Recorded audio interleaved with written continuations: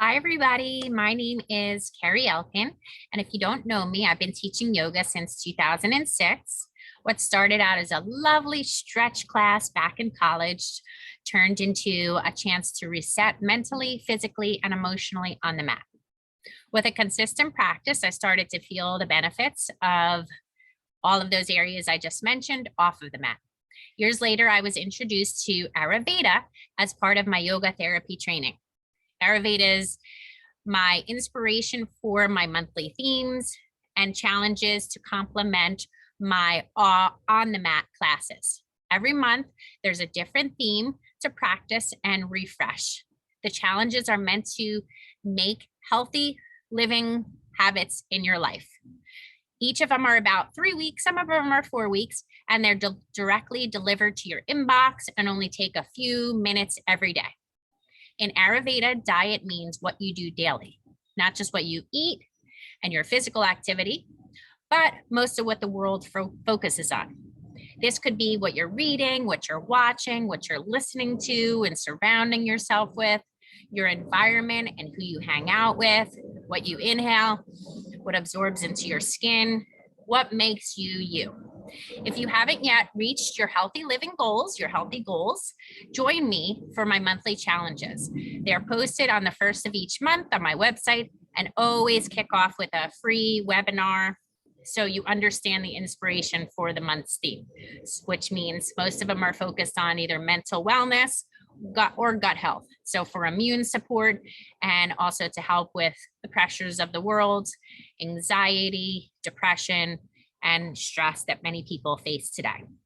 So without further ado, I'm going to go ahead and share my screen so we can go over today's presentation, which is Ancient Ayurveda for Modern You. So as I share my screen, I'm going to start this presentation the same way that I start my yoga classes, with 3 nice, deep, healthy breaths. Inhale through your nose and exhale through your mouth. In with the new and out with the old. Keep going just like that.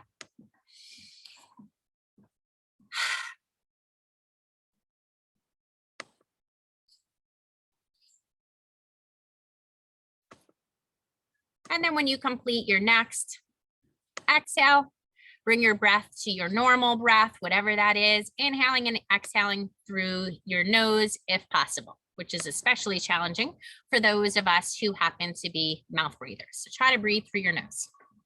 I'm going to go ahead and put my headphones on as well, so there's no outside noise distractions.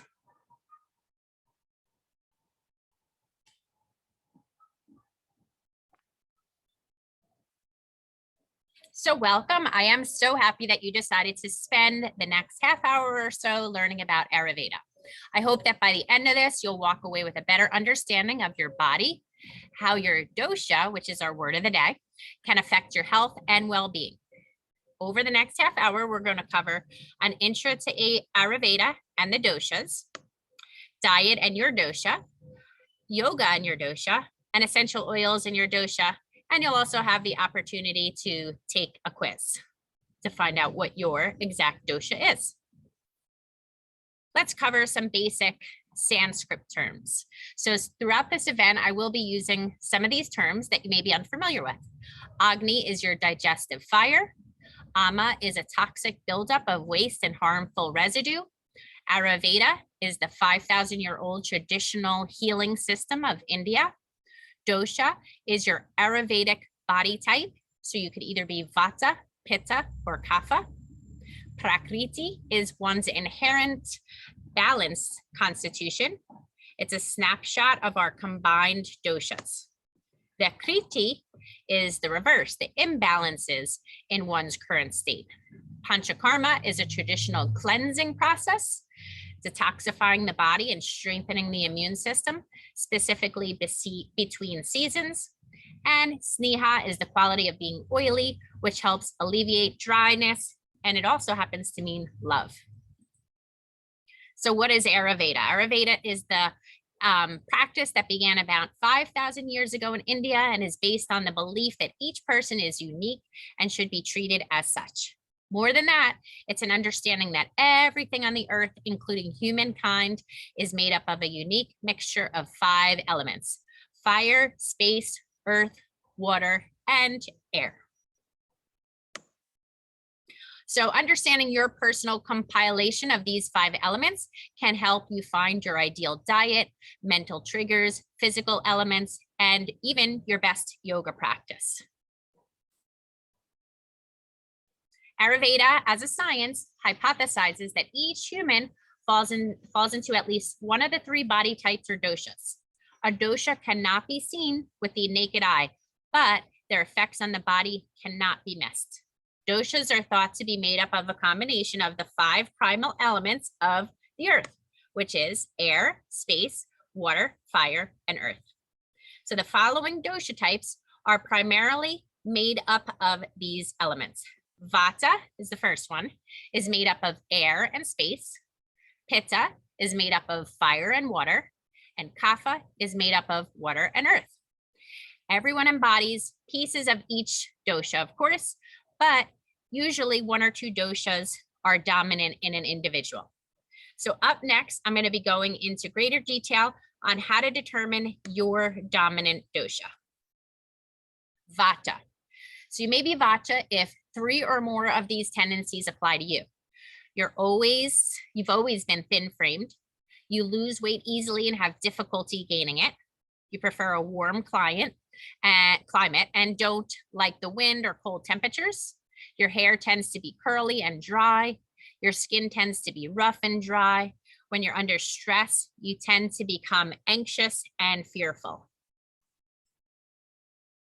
You may be Pitta if 3 or more of these tendencies apply to you. You have a medium build with medium bone structure. You enjoy competitive activities as well as physical and intellectual challenges. You prefer a cool climate to a warm one. You dislike heat, especially humidity, and easily get fatigued by it. You have a sharp, aggressive mind. Your digestion and appetite tend to be strong. You have a tendency to get hangry, which we hopefully know means angry and hungry. Know anyone like that? When you're under stress, you become easily frustrated, impatient, or angry. And then last, you may be Kapha if 3 or more of these tendencies apply to you. You have a sturdy constitution and large bone structure. You have difficulty losing weight. You tend to have excess mucus. Your hair is thick and lustrous. Your energy and stamina are consistent. When you're under stress, you become withdrawn, unmotivated, and resistant to change. So from dosha to prakriti, each dosha representing the 5 elements, as we discussed, are present in everyone to some degree. But each of us is born with our own dosha balance known as our prakriti, our balanced state.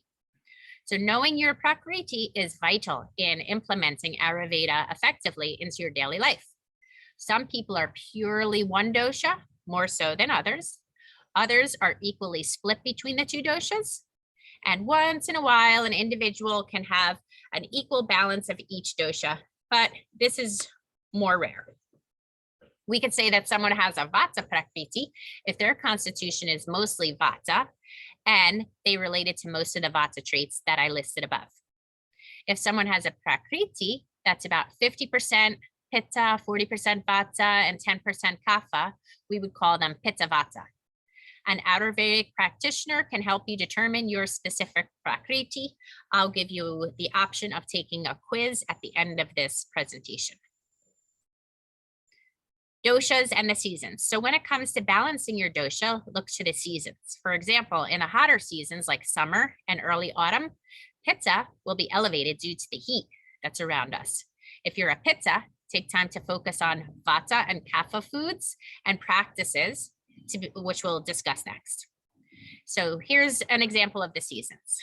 So the qualities vary, of course, depending on where you live. Spring has 2 different ones. Spring could be Kapha, which is warm, lush, and rainy, or spring could also be Vata, which is warm, dry, or windy. Summer tends to be hot and dry, so it would be for Vata and Pitta. Early autumn has two different, autumn has two different times. So early autumn tends to be hot and rainy, which would be Pitta. And then late autumn would be cool and windy, which tends to be Vata. Winter is cold, dry, and windy, Vata, but it also could be Kapha when there's wetness in the air. Snow, that's wet. So this is not something you need to memorize by any means. It's just an introduction, but the above gives you the perspective on how the climate can help you determine the appropriate way to balance your body's needs and go through your life mindfully. Agni in Sanskrit means digestive fire and is crucial in Ayurveda for maintaining health and balance. Here are a few Ayurvedic tips for maintaining a healthy Agni. Eat your largest meals at lunchtime. Your internal fire is at its peak when the sun is at its peak. So eat your biggest meals when the sun is at its height. Additionally, eat smaller meals in the evening, preferably at least 2 to 3 hours before bed. Give focus to your meal. So although it may seem efficient, try not to multitask while you eat. Don't eat while you're in front of the computer, TV, or while driving. Eat at a moderate pace, thinking about all of your chews. So take a time to chew your food and enjoy the flavors. This helps you to be more intentional in your actions as well as aids in proper digestion. Embracing your Agni, so embrace warmth. Here are some more tips on sustaining a healthy Agni or digestive fire. Avoid ice and cold drinks. It's normal to practice this in the West to serve water with ice in it, whereas in other parts of the world, water is served at room temperature or even hot. Also, when you're eating a meal, take only sips of water to avoid dousing your digestive fire with a large amount of liquid. Drink hot water throughout the day. Try steeping slices of ginger or herbal tea if you want some extra flavor. And you could cook with warming spices like cinnamon, clove, black pepper, ginger. Let them be your best friends. Another way to implement these spices into your diet is to drink teas that incorporate these spices. Consume warm foods instead of raw, dry, or rough foods. If your food has been cooked with an external fire, your internal fire won't have to work so hard. So help your body. Tips for a well-nourished self. So be attentive to your body when choosing what to eat whenever possible. As a general guideline, eat colorful foods. Remember that foods that are deep blue, purple, red, or orange are leaders in antioxidants and are best for boosting health and immunity. Be intuitive. As a general guideline, fresh and home cooked is always better. Do a little extra meal prep when you have the time. Maybe this means roasting some veggies while you do laundry or slicing some fruit for the next time you get hungry. So it's a quick grab and go. Ideal nutrition comes from consuming a variety of fresh foods that are proportioned and eaten with awareness. If you're feeling a lot of internal heat, anger, flared temper, or in other words, excess pitta, feed yourself fresh greens and sweet fruits, things to cool off the heat. You can also incorporate milk-based foods to soothe that heat as well. Conversely, stay away from spicy dishes, excessive acidic, and salty foods. You can also consider the weather when choosing the best balancing foods. For example, on a cold day, eat something warm and grounding, like a hearty soup, warm rice, or fruit crumble with a heavy dose of cinnamon. On days with frigid temperatures, avoid foods like raw salads due to its cold and light qualities. So twice a year, I do a seasonal reboot. It's a cleanse, and I invite you, of course, to join me, make it part of your annual healthy living room routine.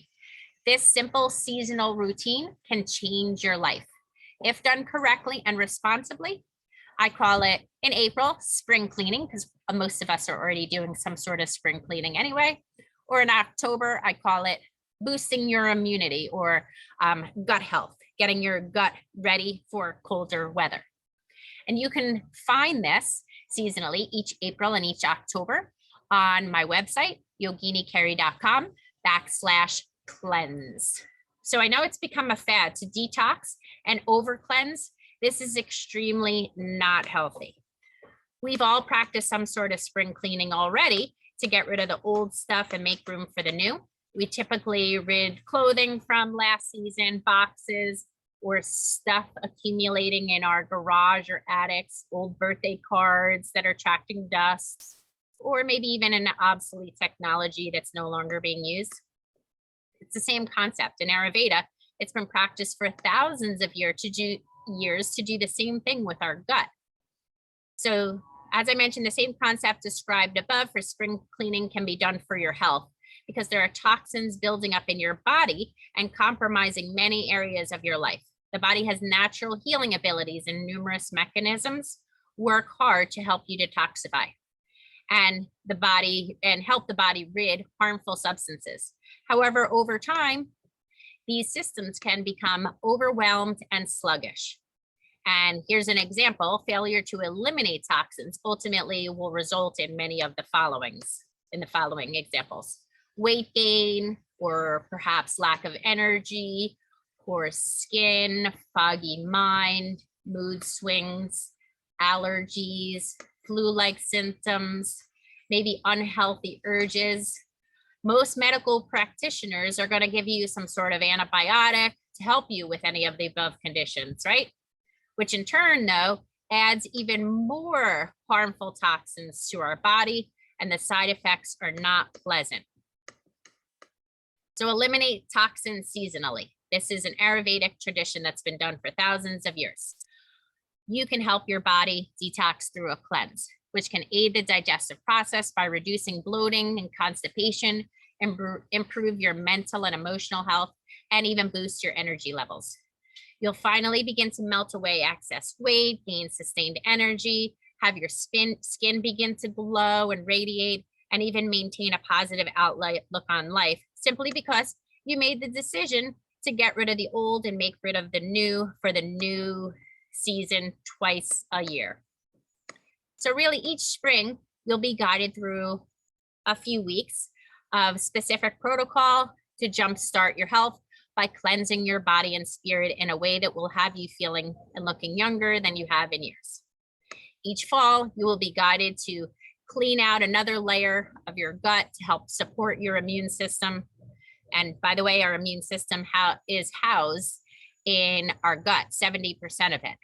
So this is just a way cleaning out your gut. Doing cleanses is a way to prep your gut for colder weather, also known as flu season. So our body is built to take on sickness. So whatever comes your way, if you happen to get the flu, your immune system is strong enough to fight it. So our foods are going to benefit us more when we're cleaning it 2 times a year as well. So resetting it to a fresh palate is super important during cleansing. Then when we'll be more mindful of what we put into this cleansed gut. So once you take it out, you're like, oh, I don't want to start it up again. So cleansing is good in that regard for us mentally. We don't have the cravings. We get rid of cravings oftentimes during cleanses. So there's a range of foods that you'll be more mindful of incorporating into your diet.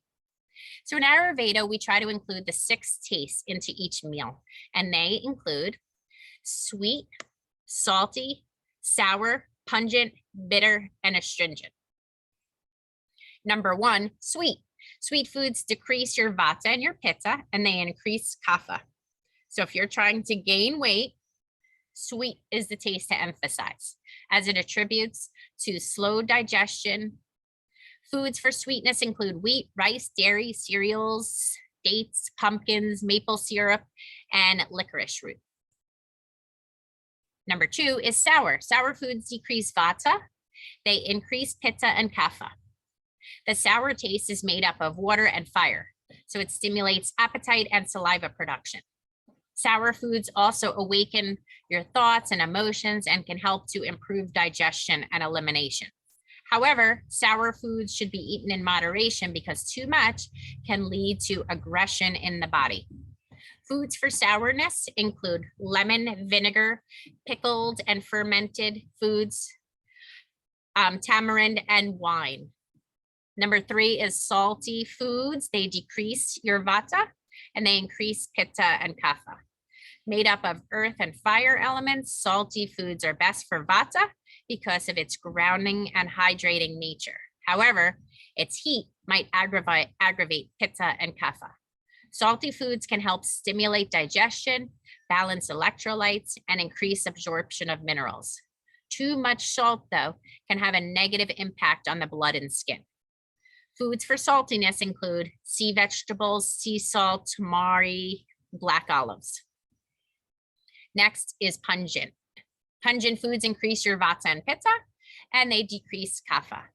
Fire and air make up the pungent taste, which aids in a healthy Agni. Pungent foods may help stimulate digestion, improve appetite, clear sinuses, stimulate blood circulation, and heighten the senses. Pungent foods may also help you think clearly and more quickly, but too much can make you overly critical.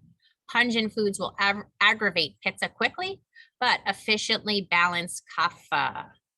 Vata handles pungent taste best when they are combined with sour, sweet, or salty foods rather than on their own.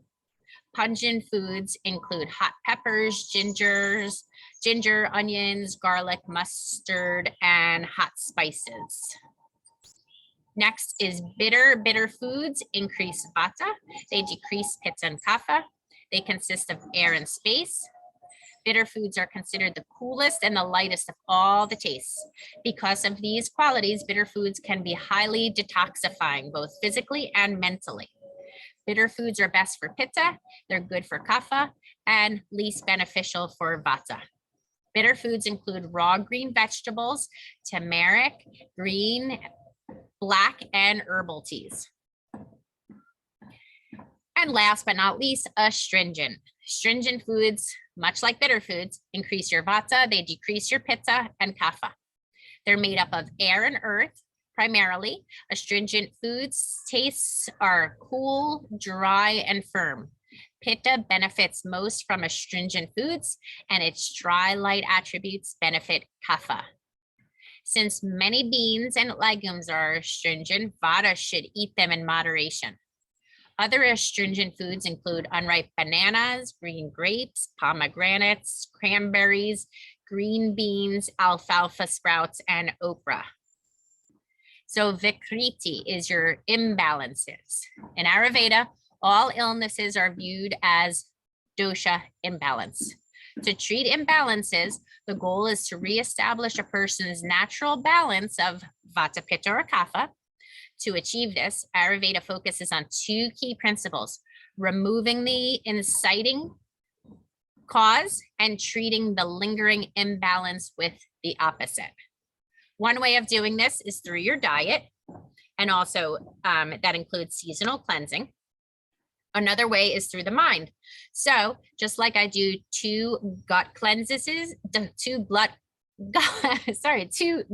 cleanses a year, kicking it off with Intro to Detox webinar. So it's a way to learn about what detoxing is, watching that webinar. I also focus on mental wellness. So kick off many challenges with webinars on anxiety, stress, depression, mindfulness, meditation. So 2 guiding principles of Ayurveda are the body and mind are inextricably connected, and nothing has more power to heal and transform the body than the mind. And according to the practice of Ayurveda, freedom from illness depends upon expanding our own awareness and bringing balance to your Vikriti, remember, imbalance. The mind and body are inseparable. The body is naturally balanced through the practice of meditation, a state of restful awareness. It is believed that during meditation, when your heart rate and breathing is slowed, your body naturally decreases the production of stress hormones while increasing the production of neurotransmitters that enhance well-being. Enter yoga. So you can bring your dosha to your yoga mat. Yoga and Ayurveda are sister practices that both originated in India thousands of years ago. Like yoga, Ayurveda isn't a one-size-all philosophy. Each individual needs personalized method of practice based on their personal intuitive health and philosophy. What is your experience with yoga? So over the next 3 weeks, you could join me for yoga on the mat, and we will go over all 3 different dosha practices. Yoga can be done on the mat or on a chair. I also do it at the lake and on paddle boards during May through October if you happen to live close to me, and also on the Pilates reformer. And you can get access to my monthly healthy living theme based on Ayurveda by just participating in the 3 classes with me a month. And in this case, 3 classes a month, getting access to whatever the challenge of the month is, perhaps elimination, the cleanse, April and October, or perhaps one of my other challenges. So you could create your own small group, private or corporate wellness class, virtually or in person, or you could join me for my weekly sessions, May through October, SUP paddle boards, or yoga at the lake.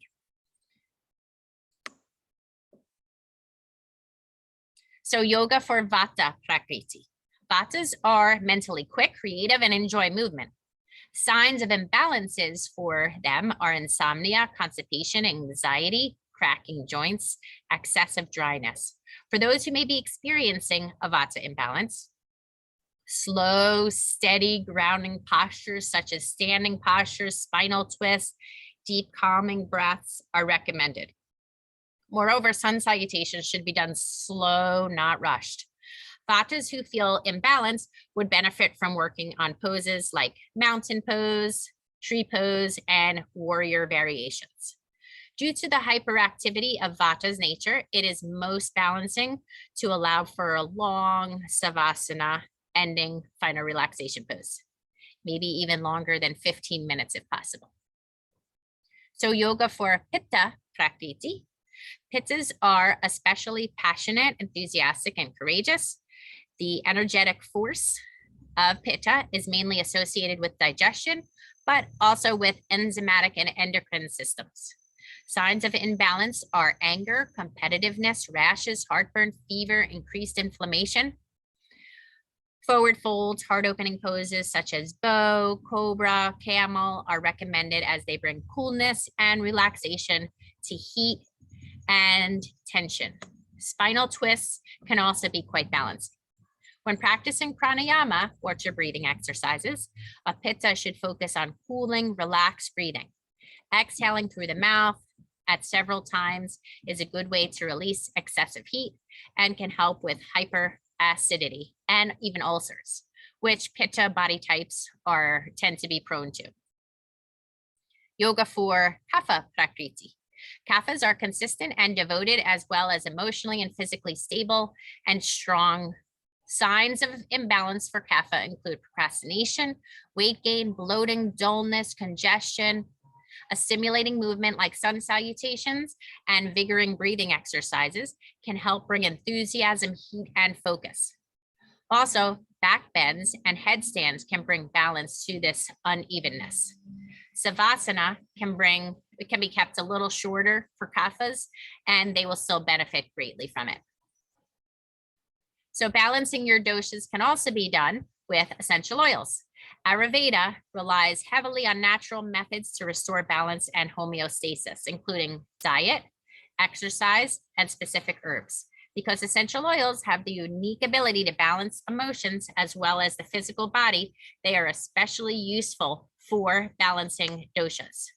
Essential oils have the ability to transport the healing powers of the herb, trees, plants to the cells of the body.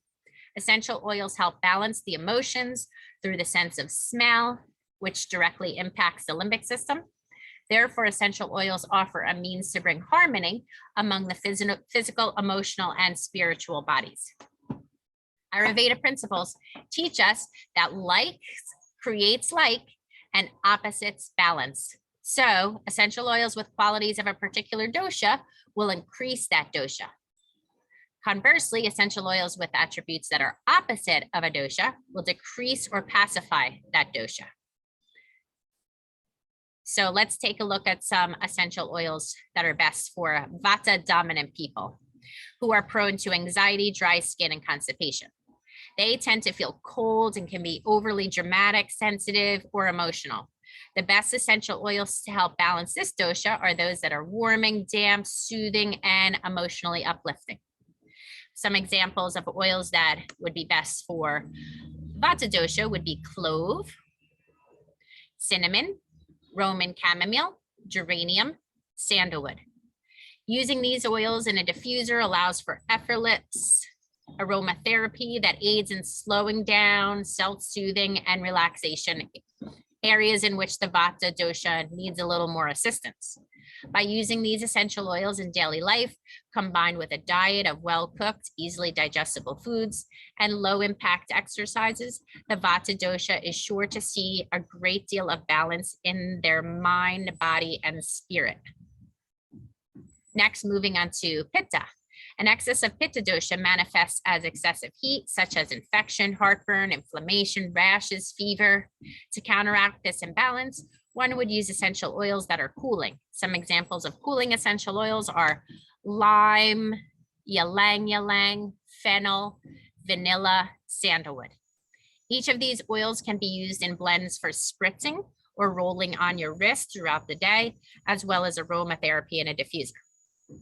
By using these essential oils in daily life, combined with a low spice diet, void of processed foods, the Pitta dosha is sure to see a great deal of balance in their mind, body, and spirit. And then last but not least, a kapha dominant person who suffers from allergies, colds, and depression may want to use essential oils to support respiration and uplift the emotions. Examples of oils that would fit this would be tea tree, lavender, peppermint, sage, and eucalyptus. So each of these oils can be used in blends for spritzing, for rolling onto the wrist throughout the day, as well as aromatherapy in a diffuser. By using these essential oils in your daily life, combined with high impact energizing exercises, the kapha dosha is sure to see a great deal of balance in their mind, body, and spirit. So some final tips. Honor your individuality. When you're in a yoga class, it's easy to compare yourself to others, but your body isn't supposed to work the same way as everyone else's. Every person is made up of their own energetic constitution. As a student, it's important to be aware of your body type and tendencies in order to tailor your practice perfect for you and your mat. Living in tune with nature. Nature made you and knows what's best for you, for your well-being. When you're in balance, you naturally desire only that which nourishes you and brings you health. You get restful sleep, you move around as you should, you feed yourself with positive experiences, tastes, touch, aromas, sounds, and sights. When you slip out of tune with nature, however, you invite imbalance. You may start craving junk food, stop sleeping well, ignore your need to move and exercise. Over time, a little imbalance can lead to major imbalance and cause disease. So that's why I welcome you to join me for my monthly challenges to help you practice removing the inciting cause and treating the lingering imbalance with the opposite, healthy habits learned and practiced during these monthly challenges. All of my challenges focus on one of three things: diet, mental wellness, and yoga. Diet can be practiced with me during challenges seasonally during April and October. Mental wellness during January and July for abundance, February and August for self-love, November and May for meditation and gratitude. So I also have a webinar called Yoga Heals. It's a consistent practice that has made many, yoga is a consistent practice that has many healing benefits. So we'll do this, so I'll do a webinar in June and December to get you practicing yoga. And I actually have intro to yoga. And it also kicks off, that Yoga Heals webinar kicks off September routine. And I highly recommend checking the first of each month for all of my webinars. But you can see them in advance by going to yoginikerry.com/Ayurveda. It'll list all 12 themes. Okay, so sleep is crucial. During sleep, our body has the best opportunity to repair and rejuvenate itself. A lack of restful sleep disrupts the body's innate balance. It weakens the immune system and speeds up the aging process. Humans generally need between 6 and 8 hours of restful sleep each night. Restful sleep means naturally falling asleep without the help of medicines or alcohol, sleeping through the night and waking up feeling energetic and vibrant. And that way you could start your morning off right and thus create routine. So one thing after the other. That's why all of these themes feed off of each other. And exercise and trusting your body. So I will end by discussing trusting yourself and listening to your body. A consistent yoga practice will help you uncover this. People talk about having a gut reaction. It's not something imaginary. Your body has a way of expressing itself through signals of comfort and discomfort. Next time you're about to embark on a path or take a particular behavior, ask your body, how do you feel about this? If your body sends a signal of physical or emotional distress, consider a different option. If your body sends signals of comfort and ease, trust and proceed. This is why I have the quiz for you to take. So to take the quiz, you go to my website, yoginikerry.com/cleanse, sign up there at the bottom, and you'll receive the quiz sent directly to you. And then you could go to register for any of my 3-week series that will give you free access to my challenges each month just by going to yoginikerry.com/events and sign up for any of the 3 weeks, 3 weeks of yoga, 3 weeks of Pilates, whichever you prefer. And I will end with my challenge that always gets the intro to Ayurveda webinar is my cleanse challenge. So perhaps that's what brought you to this webinar today. If you are attending or interested in attending my cleanse challenge in either April or October, know that week number 1, we focus on things like that we digest, food. Week 2, we cover things that we inhale and absorbs into our skin. Week number 3, we cover mental and spiritual and physical practices. So don't you wish that there was a diet plan that was tailor-made for your body type? What about a fitness plan that took into account your tendency to procrastinate or be extra competitive?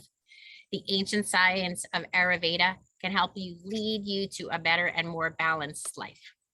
So if you're ready to invest in your health, then join me for this month's seasonal elimination cleanse or one of the other challenges, depending which month it is. You'll learn about your internal makeup by taking the quiz, and you'll learn to be more effective in creating a real change for your health based on your traits. And as I mentioned before, you can join any of my challenges in one of 3 ways. Joining me for 3 weeks of weekly yoga or Pilates, just go to my events page, yoginikerry.com/events. You can even create your own class with coworkers or family members, virtually or in person, on the mat or at your desk or chair, or if it's the summer season, on paddle boards. You can also participate in my cleanse, have access to it via essential oils. So either Ninja, cleaning out your gut, you'll receive the information on that. If you go to yoginikerry.com/cleanse, that's one of the options, the Ninja class for gut health, or you can go ahead and use essential oils for eliminating toxic cleaners in your life. And that's the Thieves class. So either of those 3 options, yoga, Pilates, or essential oils, the Ninja class or the Thieves class will give you access to my cleanse challenges. But of course, if you have any questions, you can feel free to reach out to me directly, yoginikerry.com.